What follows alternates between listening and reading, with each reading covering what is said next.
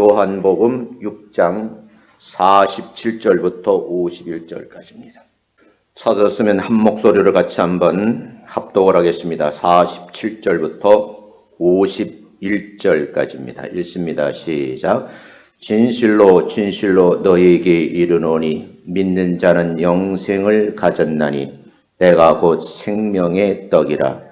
너희 조상들은 광야에서 만나를 먹었어도 죽었거니와 이는 하늘에서 내려오는 떡이니 사람으로 하여금 먹고 죽지 아니하게 하는 것이니라. 나는 하늘에서 내려온 살아있는 떡이니 사람이 이 떡을 먹으며 영생하리라. 내가 줄 떡은 곧 세상의 생명을 위한 내 살이니라 하시니라. 아멘. 옆 사람하고 한번 인사하겠습니다. 만나 뵙게 돼서 반갑습니다. 인사합니다. 다시 한번요. 매사에 긍정적인 언어를 사용합시다 라고 인사합니다. 다시요. 은혜 받읍시다. 세상을 살아가는 사람들의 이야기를 들어보면 크게 긍정적인 표현을 많이 하는 사람하고 부정적인 표현을 밥 먹듯이 쓰는 사람들이 있어요. 어울려 사는 사람들이 모이면 말을 할 수밖에 없잖아요. 그런데 어떤 사람들은 그 말을 들으면 용기가 생기고 살맛이 나는 거예요. 다가와서 하는 말이 정말 귓가가 그 들려지는 그 소리가 나를 기분 좋게 하는 거죠. 그런가 하면 어떤 사람은 그 말소리를 들으면 점점 힘들어지는 거예요. 내 심령이 죽어가는 것 같아요. 우리는 어차피 많은 사람들로부터 이야기를 들을 수밖에 없거든요. 미국 장로교 한인교회가 있어요. 전국 총회가 있는데 애틀랜타에서 발생한 총격 사건과 관련해서 18일 총회장이 긴급 성명서를 발표하고 미국인들의 호소하기를 아시아인들을 향한 혐오 범죄를 중단을 촉구했어요. 궁금해서 기사를 자세히 들여다봤어요. 그랬더니 특히 이 성명서에서 나온 용의자인 로버트 롱이라고 하는 21살 먹은 청년이 그 지역의 침례교 목회자의 아들이라는 거예요. 기독교인이었다는 점에서 충격을 받았고요. 그 지역에 있는 목사님들이 모여서 회의를 하고 교회들도 함께 반성을 하자 하는 그런 성명서입니다. 교단의 총회장이신 최병호 목사님은 지난 1년간 미국에서 3,292건의 사고가 접수됐는데 그게 아시안계 혐오 사건이랍니다. 하루 평균 11건 정도가 아시아인들을 향해서 일어나는 일들이라고 그래요. 이 목사님이 소개하기를 백인들이 아시안계 사람들 안에서 욕설을 퍼붓고 언어 희롱, 심지어는 얼굴을 가까이 대고 침을 뱉고 폭행을 하며 살인사건을 저지른다고 합니다. 여기에 대해서 인종차별과 아시아인들의 혐오 범죄를 근절하기 위해서 사순절 기간 동안에 회원교회에서 기도 제목을 주면서 기도해달라 하고 5가지 기도 제목을 제시했어요. 그 첫 번째 기도 제목이 놀라운 사실은 그렇게 무고한 사람을 총으로 죽인 젊은이가 침례교 목사 아들이면서 극악한 범죄를 저지른 것에 대해서 교단과 교회가 회개하는 마음으로 기도를 하자. 이게 첫 번째 내용입니다. 두 번째, 마음속의 미움과 증오가 십자가의 용서와 사랑으로 치유되도록 기도하자 하는 거였었고요. 세 번째는 미국의 가정, 교회, 사회가 치유함을 받고 회복을 위해서 기도해달라. 네 번째는 미국과 온 세상이 분열, 인종차별, 폭력, 살인이 사라지도록 기도하자. 마지막으로는 애틀란타를 비롯해서 전국의 혐오범죄 피해자들과 차별당하는 사람들을 앞장서서 돕도록 우리 함께 기도하자. 이게 배단위 장로교회를 담임하고 있는 최 목사님의 교단을 대표해서 발표한 성명서의 내용입니다.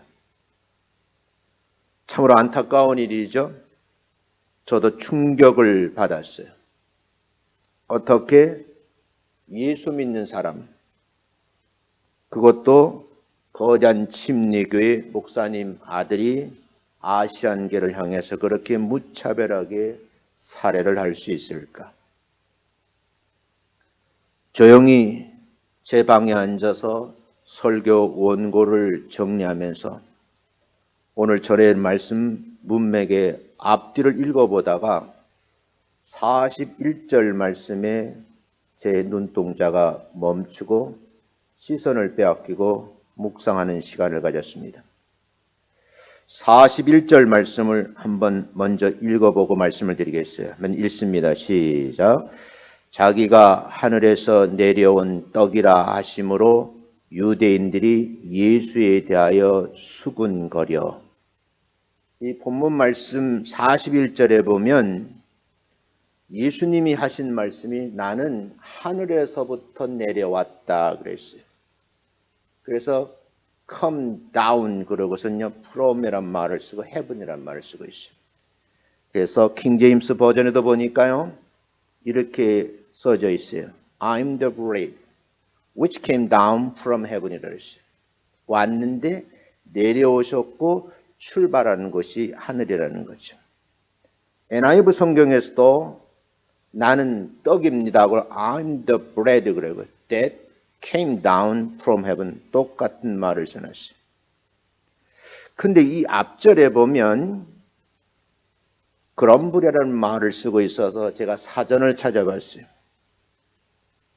정확히 말하면 예수님께서 이 말을 들은 거죠. 근데 그걸 사전으로 해석해 보니까 불평하다, 툴툴대다, 푸념하다, 중얼거리다 이런 뜻으로 쓰여진다고 돼 있더라고요. 왜 예수님께서 내가 하늘로부터 내려온 떡이라고 말씀을 하셨는데 주변 사람들이 이렇게 수군거렸다, 불평을 했다, 푸념을 했다, 투덜댔다, 중얼거렸을까? 한참 동안 성경을 펴놓고 묵상을 했어요. 여기 수군거린다는 헬라어 동사는 에고쿠존이라는 말을 쓰고 있는데 이게 과거 진행형으로 쓰고 있어요. 이걸 우리나라 말로도 번역해 보면 불평하다, 투덜대다, 비평하다, 혹평하다, 비난하다 그런 뜻이에요. 예수님께서 자기가 하늘에서 내려온 떡이라고 말씀하셨는데 왜 유대인들은 수군거리기를 시작했을까?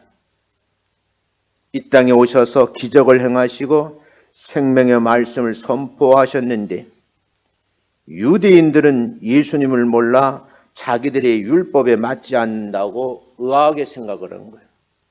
그래서 비판을 가하는 겁니다.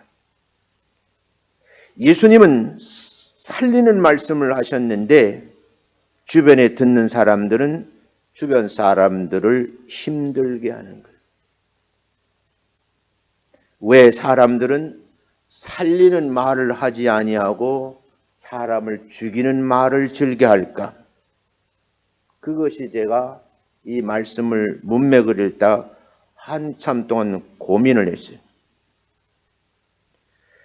요즘 말로 하면 예수님과 유대인들은 코드가 안 맞는 거예요.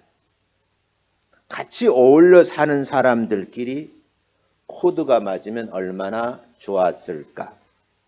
일을 하는데도 사장님하고 종업원들이 코드가 맞으면 그리 말 많이 하지 않아도 눈만 껌뻑해도 알아들을 수 있잖아요. 예수님께서 하늘에서 내려온 생명의 떡이라고 말씀을 하시는데 왜 이렇게 불평을 하고 투덜대고 비난을 하고 심지어는 평을 하기를 악평을 했을까? 예수님과 유대인들 사이에는 무언가가 있진 않았을까? 그런데 이런 볼썽사나운 일에 이 사건이 예수님의 시대만 있었을까? 지금 우리 사이에는 이런 일이 없는 것일까? 하고 고민을 했어요. 사람을 살리는 말을 하는 사람은 도대체 어떤 사람일까? 이걸 굳이 구분한다고 하면 긍정적인 표현을 잘하는 사람이 있는가 하면 부정적인 말이 입가에 아예 붙어 있어서 삶이 된 사람이 있어요.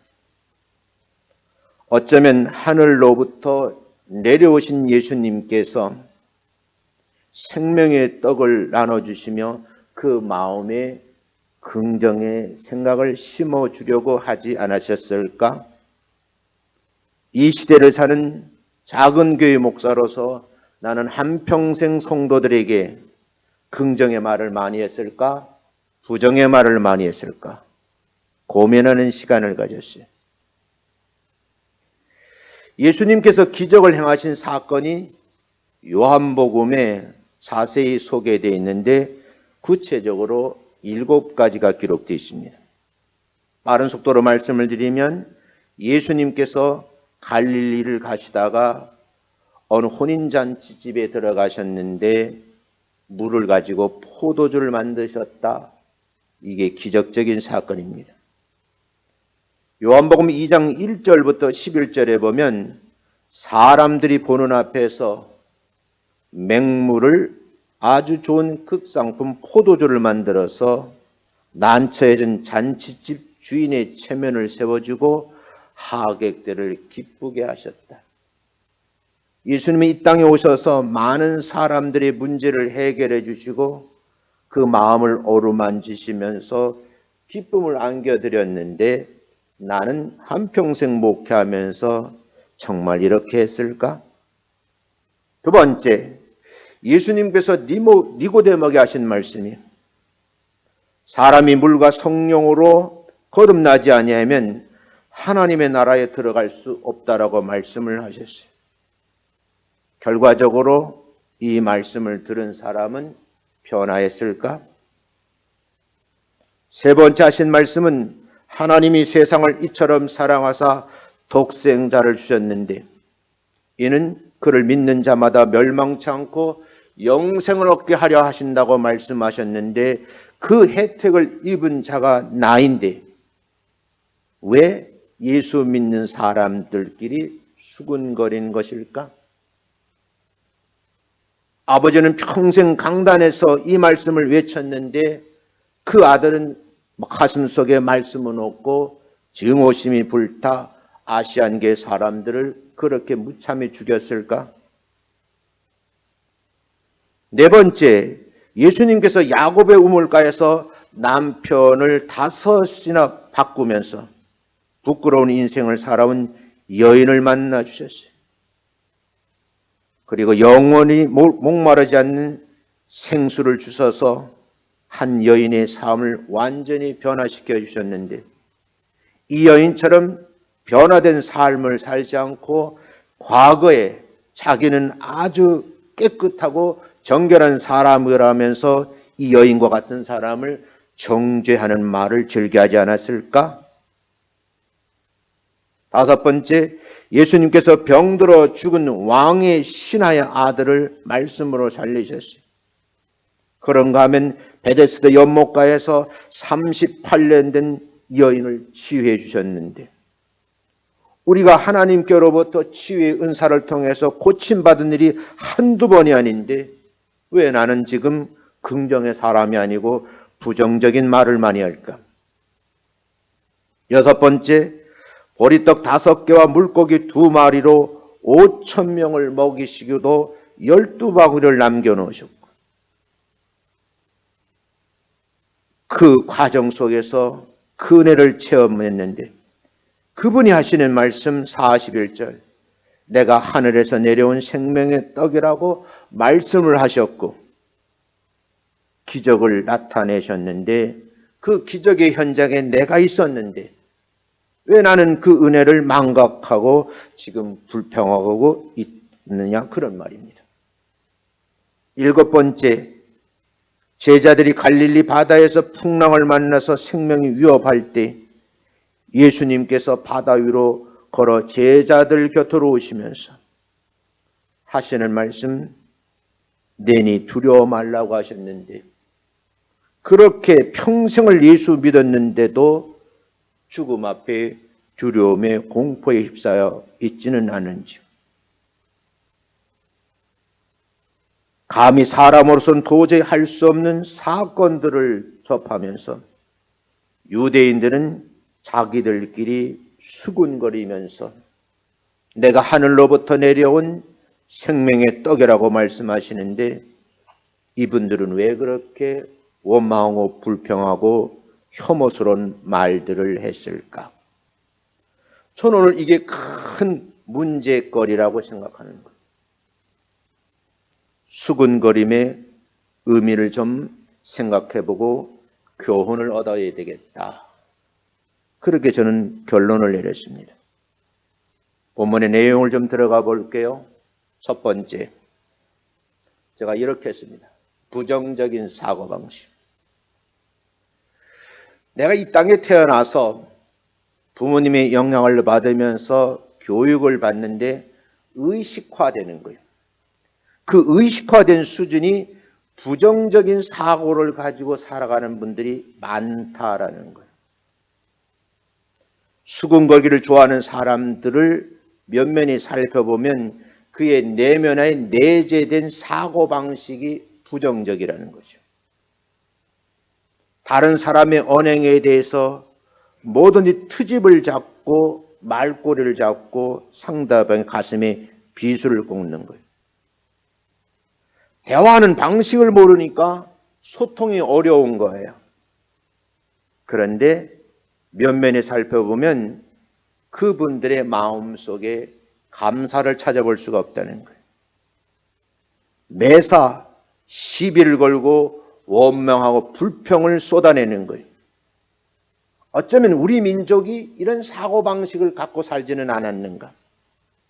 그래서 어른들이 하는 말씀 들어보면 사촌이 땅을 사면 배가 아프다는 말이 회자돼요.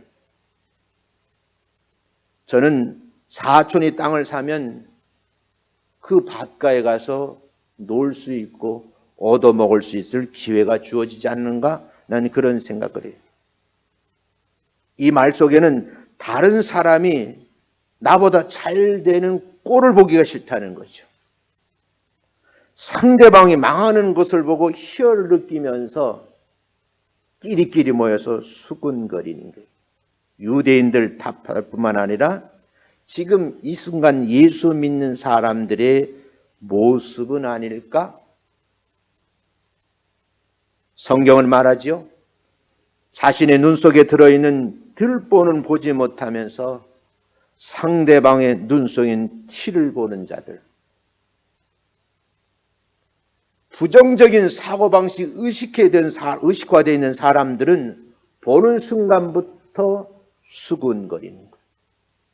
그게 유대인들입니다. 예수님을 따르는 수많은 사람들의 영적인 굶주림의 배를 채워주시기 위해서 이 땅에 오셔서 부정적인 마음속에 의식화된 사고방식을 긍정적인 의식화 사고방식으로 바꾸려 하시는데 왜 부정을 하시는지. 요한복음 6장 35절 말씀을 한번 읽어보겠습니다. 같이 읽습니다. 시작. 나는 생명의 떡이니 내게 오는 자는 결코 줄이지 아니할 터이요 나를 믿는 자는 영원히 목마르지 아니하리라. 예수를 잘 믿으면 예수님 곁에 오면 먹고 마시는 문제가 해결된다. 그 말은 언어의 의식화가 부정적인 것에서 어떻게 해요? 긍정적인 것으로 바뀐다는 거예요.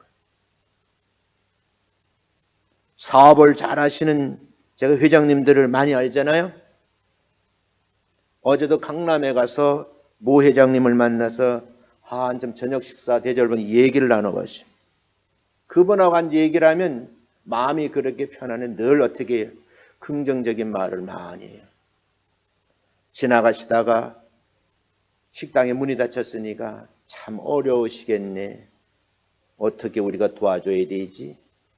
빈말이라도. 왜? 무엇 때문에 유대인들은 예수님께서 생명의 말씀을 하셨는데 못마땅해 생각하고 수군거렸을까? 유대인들은 예수님의 신분에 관한 문제를 가지고 수군거립니다. 저 사람 요셉의 아들이 아니야? 가난한 집안의 사람, 배운 것이 없는 사람, 우리가 다 알잖아. 저 사람 아버지가 목수이잖아. 그런데 지금 자신이 하늘에서 내려왔다고 하니까 말이 안 된다고 우리 말로 하면 요즘 젊은이 하면 씹어대는 거예요.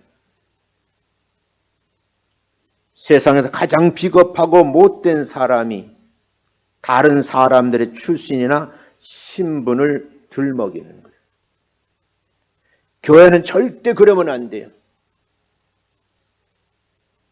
당신 어디 출신이야? 얼마나 배웠어? 가진 것은 어느 정도 돼요? 인사말이 그거예요. 여러분 외국인들 만나보면요 항상 웃는 얼굴에 아침에 만나면 굿모닝, 저녁에 만나면요 굿 이브닝. 우리나라 사람 딱 만나면요 어디 가시오? 왜 물어? 뭐 먹으시오? 묻는 게 다 그 말이에요. 나는 지금 배불리 먹었는데 너는 밥 먹었냐고 비아냥거리는 것 같잖아요. 출신이나 신분을 거론하면서 은근히 자기 우월성을 돋보이게 하려는 못된 태도가 한국 사람들이 가지고 있다. 어쩌면 목회하는 이 목사도 그렇지 않았을까? 예수님 시대의 이야기지만 저는 지금 이 시대에게 우리에게 하신 말씀이라고 생각해요. 그래서 43절 말씀을 보시면 이렇게 예수님이 당당하게 말씀을 하셔요. 한번 읽어보겠습니다. 시작. 예수께서 대답하여 이르시되 너희는 서로 수군거리지 말라. 하늘에서 내려온 생명의 떡이라고 말씀하셨는데 내가 뭔가 부족한 사람에게 채워주고 다듬어주고 보듬어 주려고 하는 것인데 왜 나를 보고 이렇게 악평을 할까? 안타까우셨나 보죠? 그래서 너희들끼리 서로 수군거리지 말라 그래요. 칭찬만 해도 시간이 모자라요. 다른 사람에 대해서 비판하거나 비방하지 말라는 거예요. 제가 어제 오후에 제 방에서 설교 원고를 정리하고 다시 다듬는데 저를 찾는 소리가 들려요. 권사님이 오셨어요. 그러니까 저 생각하고 맛있는 걸 많이 만들어가지고 제 방에 가지고 오셔가지고 드시라고 그러는 거예요. 내가 웃으면서 권사님 힘든데 뭐 이런 걸 다 하셨어. 근데 기분이 좋은 거. 같은 말이라도 오고 가는 말이 정겨워야 되지 않을까요? 여러분 이 말씀 우리가 곰곰이 생각해 보셔야 돼요. 잘 알지도 못하면서 남의 일에 과도한 관심을 보이면서 매사에 궁시렁거리면서 수군거리는 거예요. 어떤 사람 말하기를 전문가요. 고치기 어려운 병명이다. 그러면 내가 그 병 이름이 뭐예요? 그러니까 고질병이라고 그래요. 못 고친다는 거예요. 세상의 모든 일들은요, 하나님의 선하신 뜻대로 이루어지는 줄로 믿습니다. 그렇다고 하면 수군거리고 궁시렁댄다고 하는 것은 지금 내 내면 속에 내 뜻대로 되지 않는 일이 있다, 그 말이에요. 그래서 예수님께서 하시는 말씀 6장 44절이에요. 읽어보시겠습니다. 시작. 나를 보내신 아버지께서 이끌지 아니하시면 아무도 내게 올 수 없으니 오는 그를 내가 마지막 날에 다시 살리리라. 원망하고 불평하고 악평을 하는 그 사람, 그것을 버리고 예수님 곁으로 와야 살 수가 있다는 거예요. 그 말은 인생의 삶에 예수 믿는 신앙생활하는 기간 동안에 부정적인 사고방식을 긍정적인 사고방식으로 바꾸는 기간이라는 거예요. 끊임없이 노력을 하셔야 돼요. 사람을 판단하는 것도, 사람을 살리는 것도 누가 하시냐? 내가 하는 것이 아니고 하나님께서 하시는 거예요. 그래서 예수 믿는 사람들은 평상시에 겸손하게 하나님의 뜻을 쫓아 순종하며 따라가는 겁니다. 성도들은 매사에 순종하면서 스스로 받아들일 수 있는 자세를 갖추셔야 돼요. 믿음으로 말씀을 듣고 배운 사람들이 하나님께 가까이 나오는 거예요. 이런 성도들이 하나님 아버지를 영적인 눈을 가지고 볼 수 있다는 거예요. 이런 성도들이 신앙생활하는 특별한 은혜를 체험합니다. 우리 모두 하나님의 은혜를 받아야 되겠는데 그 은혜가 세 가지라고 그래요. 첫 번째는 나를 보내신 아버지께서 이끌지 아니하시면 아무도 내게 올 수 없으니 오는 그를 내가 마지막 날에 다시 살리는 은혜가 여러분과 저의 것이 되시기를 주의 이름으로 축원합니다.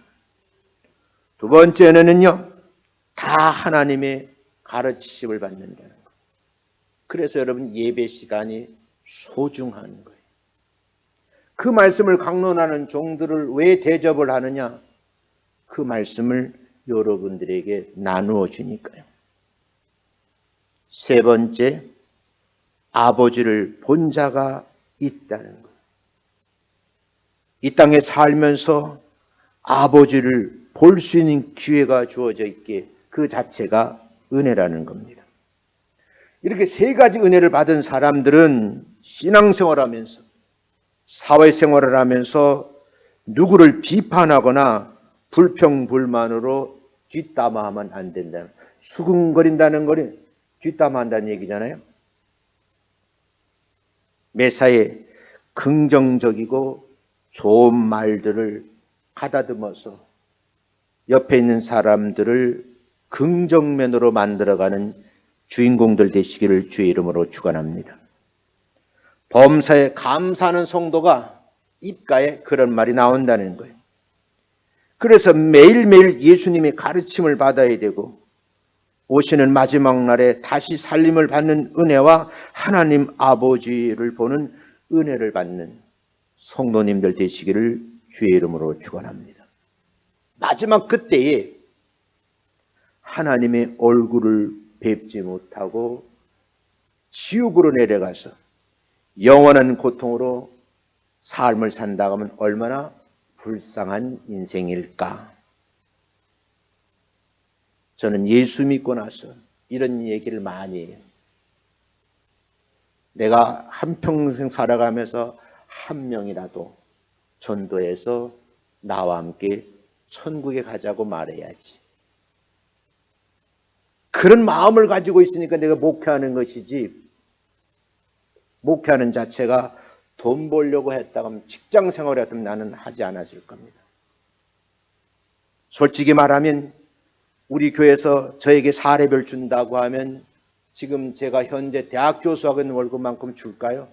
아무리 생각해도 장로님들이 거기다 사인 안 할 것 같아요. 두 번째, 이렇게 두 번째 소제목을 잡습니다.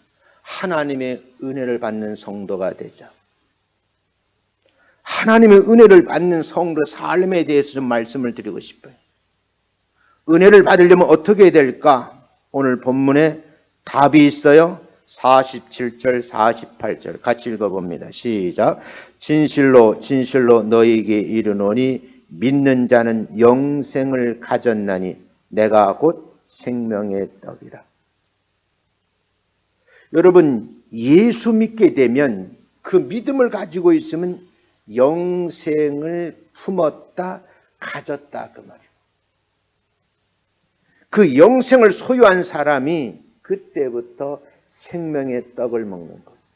그 관계를 모르니까 신분을 말하고 저 사람이 무슨 하늘에서 내려왔냐, 뭐 자기가 떡이라고 말하냐, 그래서 뒷담화하는 거예요. 이 말씀을 보면 핵심 단어가 두 개가 있어요. 믿음과 떡이라는 거예요.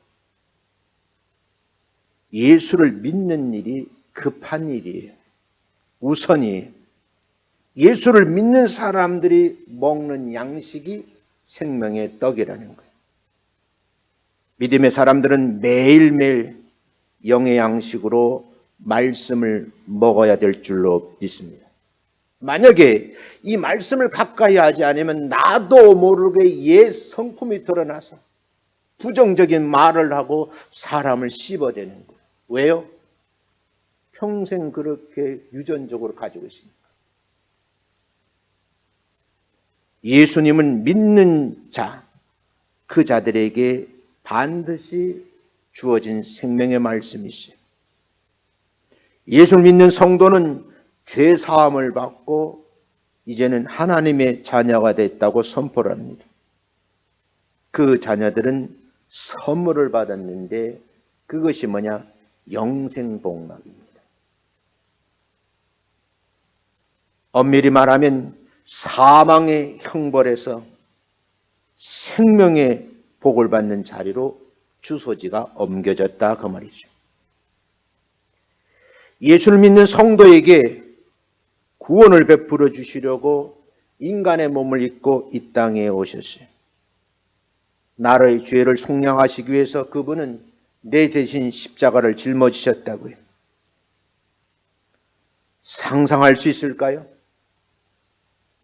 여러분과 죄를 도말하시기 위해서 골고다의 언덕 위를 무거운 십자를 짊어지고 올라가셨고 그 형틀에 매어 달리셨고 물과 피를 쏟으셨어요. 사람의 말로는 쉽게 표현할 수 있을런지 모르지만 실제 그 상황의 주인공은 얼마나 고통이 크셨을까. 그래서 부탁드려요.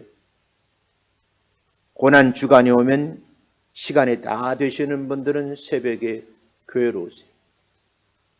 1년 12달 365일을 사시는데 그 많은 시간 가운데 고난 주간만이라도 예수님의 고난을 내 몸에 좀 흔적을 남기시라 그 말이에요. 이 예수님이 십자가를 바라볼 때 우리는 은혜의 감격을 누리셔야 돼요. 그런데 어느 순간에 그 감동이 사라져버린 거예요. 그 말은 은혜를 잃어버렸다 그 말 아닐까요? 우리 죄를 위해 십자가에서 몸을 찢으시고 물과 피를 흘리셨는데 예수님의 살을 기념하여 떡을 먹는 것이 예수님의 은혜를 자신의 것으로 만드는 구체적인 행동이라는 거예요. 정말 성찬식을 하고 싶어요. 마음속에 몇 번씩이나 생각했어요. 성찬식을 해야 되는데. 그런데 여러분과 함께 그 떡과 포도주를 나누다가 또 감염됐다고 또 뉴스에 나올까봐 또 주저하는 거예요. 영국 교회를 제가 가봤어요. 영국 교회는 어떻게 예배를 드리는가 하고 그저 은혜 받는 것보다 뭐 영어로 설교하니까 잘 못 알아들으니까 가만히 눈 뜨고 지켜봤어요. 성찬식을 하더라고요. 영국 성공회 교회 목사님인데 그분이 하버드 대학을 나오셨어요. 그리고 영국에 들어와서 옥스퍼드 대학을 나오신 분이에요. 수제더라고요. 그분이 빵을 큰 걸 가지고 나오셔서 기도하시고 자기가 먼저 뜯어먹고 한 사람 한 사람 와서 뜯어먹더라고요. 우리처럼 그렇게 반드시 잘라서 하는 게 아니고 큰 빵덩어리 하나 가지고 들고 있어요, 목사님. 그걸 모든 순간 돌아가면서 조금씩 뜯어먹더라고요. 궁금했어요. 저 포도주는 우리나라에서 어떻게 할까? 그랬더니 포도주를 큰 그릇에다 담아 가져와서 한 곳에서 그걸 마시더라고요. 그래서 유심히 지켜봤어요. 여성들은 어떻게 할까? 티슈를 가져와서 먼저 닦고 그리고 마시더라고요. 아, 공동체 의식이라는 게 이런 것 아닐까? 한국에 돌아가면 우리가 한번 해봐야지. 이게 잘 안 되더라고요. 예수님의 몸을 나눠 먹고 예수님의 피를 나눠 마신다는 의미가 얼마나 큰 의미인데 이 고난주간에 한번 생각해 봐야 하지 않을까? 그런 생각을 해요. 사람이 먹고 죽지 않게 하는 떡이 있는데 그 떡을 생명의 떡이라 그러는데 유대인들은 이걸 이해를 못한 거죠. 사람이 생명의 떡을 먹으면 어떻게 되느냐? 영원히 사는 겁니다. 그 삶을 영생복나열이에요. 예수님의 말씀이 생명의 양식인 줄로 믿습니다. 그래서 목사님들이 재미난 설교하려고 그러는 것이 아니고 정말 꼭 필요한 영양소가 들어간 영의 양식을 전해주는 거예요. 개그맨처럼 코미디언처럼 설교하는 것이 아니라 꼭 필요한 그 영양소가 들어있는 것을 쓰러지지 않도록 먹이시려고 애쓰는 것 아닐까요? 예수님을 믿지 않으면 영의 양식을 받아 먹지 못하기 때문에 죽는 겁니다. 예수님을 진실하게 믿고 살아가는 그 말씀을 통해서 예배 시간마다 꼭 먹으셔야 되는 그 양식이 영의 양식인 줄로 믿습니다. 세 번째, 영생을 위한 말씀. 우리가 참으로 세상 그 어디에서 들을 수 없는 아주 귀한 생명의 말씀이 선포되는 것이 예배거든요. 이 예배는요, 우리가 하나님께 올려드리는 순서가 있고 위에서부터 내려온 순서가 있어요. 여행을 하다가 어떤 외국 교회에 갔어요. 그 교회 예배 순서를 내가 유심히 지켜봤어요. 그 교회는 성경 말씀을 읽을 때 모두 다 일어나더라고요. 일어나서 말씀을 받고 앉고 그런 과정을 하는 것을 보고 또 우리 때가 한국 가면 또 한번 해봐야지. 시도해보려고 하는데 왜 목사님은 날 피곤하게 하냐는 거예요. 왜 앉았다 일어났다 그러냐고. 여러분 우리가 고민을 해보셔야 돼요. 생명의 말씀을 들을 때 깨달음을 갖는 분이 있는가 하면 반대로 깨달음을 없는 분들이 있어요. 매사에 시비 걸고 트집을 잡고 수군거리를 즐겨하는 사람들은 어차피 그 말씀이 안 들려요. 요한복음 6장 52절입니다. 같이 한번 읽어봅니다. 시작. 그러므로 유대인들이 서로 다투어 이르되 이 사람이 어찌 능히 자기 살을 우리에게 주어 먹게 하겠느냐. 부정적인 사고로 의식화되어 있는 사람들끼리 모이면 그 첫 번째가 다투는 거예요. 의견 충돌이죠. 그래서 유대인들도 모여가지고 예수님 하신 말씀 듣고 다툼이 일어났어요. 그 내용은 어찌 저 사람이 자기 살을 준다고 하는 것일까? 우리가 그걸 먹을 수 있을까? 유대인들이 예수님의 살이 생명의 떡이라는 말씀을 듣고 좋은 말로 하면 토론이고 나쁜 말로 하면 뒷담화하는 겁니다. 분명히 성경은 다툼이라는 말을 썼어요. 사실 엄밀히 따지면 다툴 말이 아니죠. 유대인들은 다툴 일도 아닌 거 가지고 피튀기게 싸우는 거예요. 가끔 목회를 하면서 주변 교회를 보면 제가 보기엔 별것도 아닌데 교인들이 피튀기게 싸우는 교회를 봤어요. 그래서 제가 엎드려 기도하면서 늘 하는 외마디 기도는 하나님 일평생 목회하면서 교회에서 다툼이 없는 교회 되게 하옵소서. 싸우는 집안, 싸우는 교회 치고 잘 되는 교회 없더라고요. 거대한 교회도 분쟁이라면 무너지더라고요. 난 그런 교회 많이 봤어요. 작으면 어때요? 하나가 되어서 정말 알콩달콩 살아야 되지 않을까요? 우리도 마찬가지. 교인들 가운데는 다툴 것도 아닌데 다투려고 쌍심 지키고 대드는 사람이 있어요. 부끄러운 줄 알아야 되는데 부끄러움을 모르는 거예요. 시비 걸려는 마음을 버려버려야 되는데 그걸 털어버릴 수가 없는 거예요.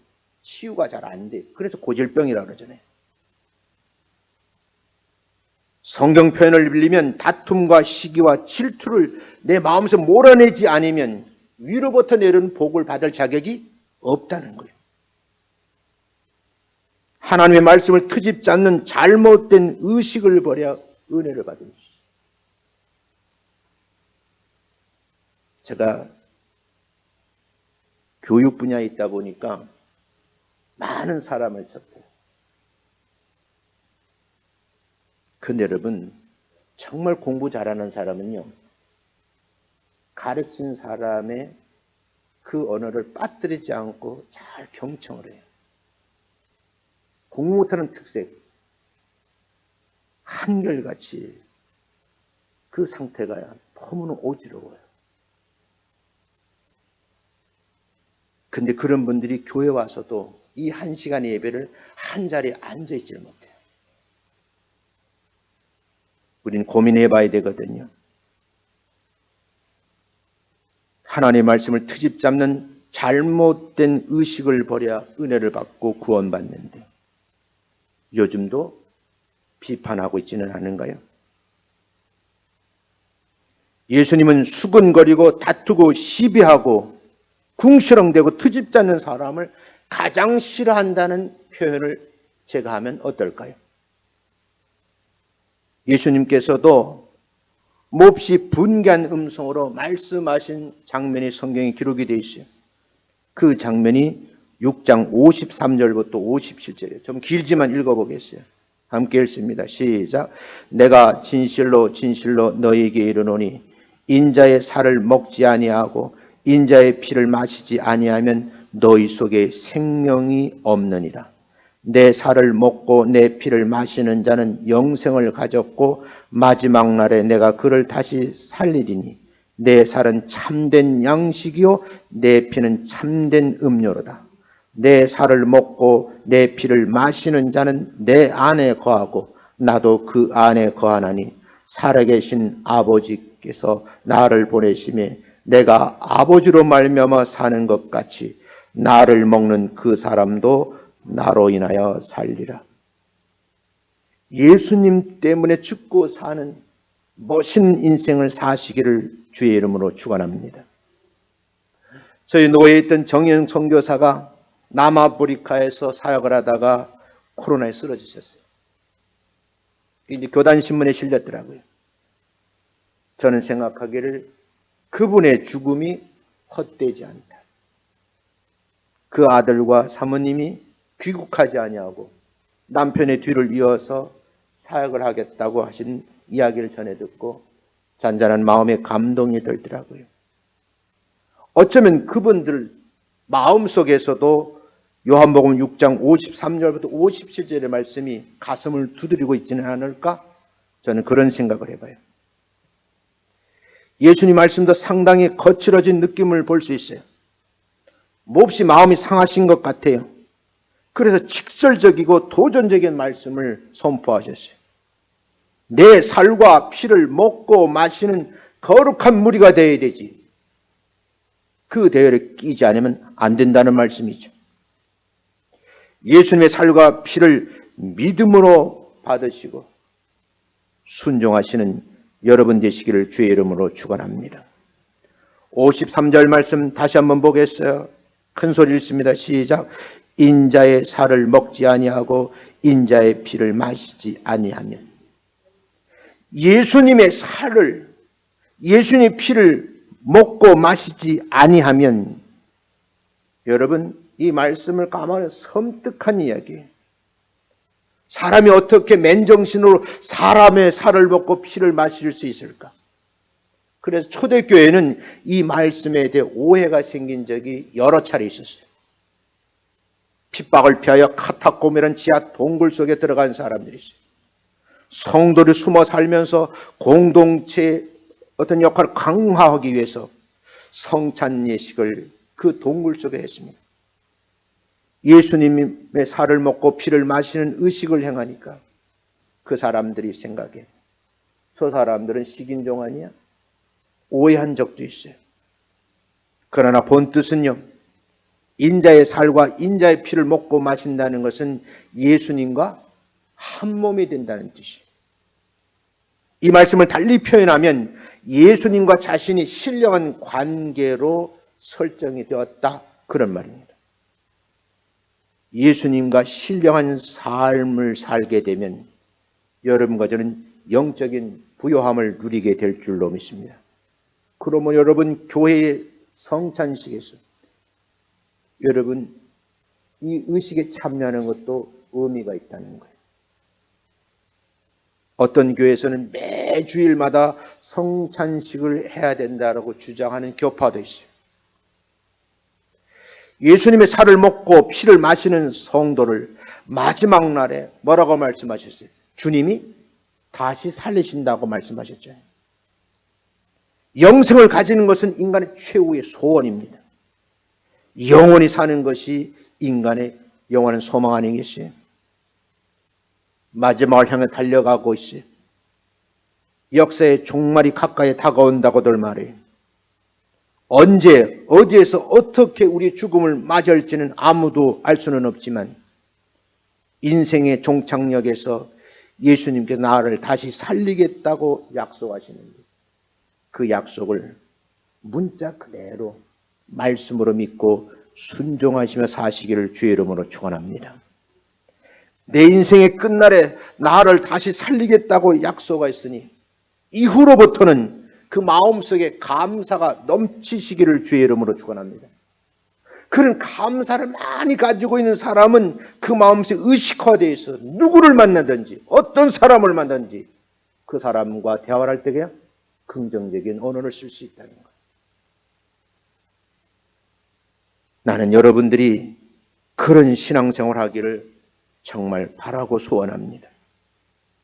예수님의 살과 피가 참된 양식이요 참된 음료라고 말씀하시잖아요. 여기서 참되다는 말은 진실하다, 바르다, 옳다라는 뜻이에요. 여러분 그 말뜻 가운데 실제 리얼이라는 거예요. 예수님의 살과 피를 실제로 여러분들이 이런 의식 속에서 교회의 예식이지만 함께 참여하면 여러분에게 주어진 은혜가 클 줄로 믿습니다. 저는 이 설교 원고를 정리하면서 많은 생각에 잠겼어요. 왜 하필이면 이 설교 원고를 거의 마무리할 때 미국이라는 나라가 그것도 한 목사의 아들이 끔찍한 일을 저질렀을까?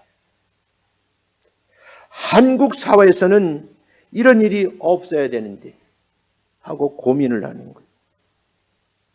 정말 예수 믿는 사람들이 잘해야 되는 것 아닐까? 본이 되어야 되는 것 아닐까? 왜 들리는 소식이 다 부정적인 소리만 들릴까? 그게 저의 고민이기도 해요. 사랑하는 성도 여러분, 이렇게 좀 말씀을 맺고 싶어요. 예수님께서 내 안에 사시니 내게서 하나님의 복이 떠나지 않기를 바라는 마음으로 절제된 생활을 하시기를 주의 이름으로 축원합니다. 늘 근신하셔야 돼요. 나도 모르는 사이 내 마음속에 세상 욕심 때문에 예수님이 온데간데 없고 내가 내 주인이 되어 있는 거예요. 내 마음에 왕의 자리에 예수님을 모시고 살아야 되는데 늘 예수님을 없고 내가 살아있는 거죠. 오늘 이 말씀을 들으면서 정말 예수 믿는 사람들이 하는 행위가 얼마나 사회적 파급이 큰지를 다시 한번 느끼셔야 된다. 작게는 가정에서, 조금 넓혀가면 직장과 회사에서, 사회에 어울려 사는 많은 사람들에게 부정적인 말을 퍼붓는 것이 아니라 긍정적인 에너지를 사람들에게 나누어 주어서 내가 긍정의 면이니까 그 사람도 긍정의 사람이 될 수 있도록 언젠가는 그 마음속에 예수를 앉혀놓는 주인공이 내가 되어야 되겠다. 그런 마음을 가지고 한 주간 승리하시기를 주의 이름으로 축원합니다. 정리합니다. 예수님의 말씀대로 살아야 영생 복락 누리게 될 줄로 믿습니다. 그 말씀이 떠나가면 살인자가 되는 거예요. 생명의 양식으로 굶주린 영혼이 있다고 하면 그분들에게 이 말씀을 나누어 줘야 되지 않을까요? 영혼이 굶주리지 않고 목마르지 않게 하려는 여러분과 저의 노력이 열매 맺기를 소원하면서 한 주간 동안 여러분 승리하시기를 주님의 이름으로 축원합니다.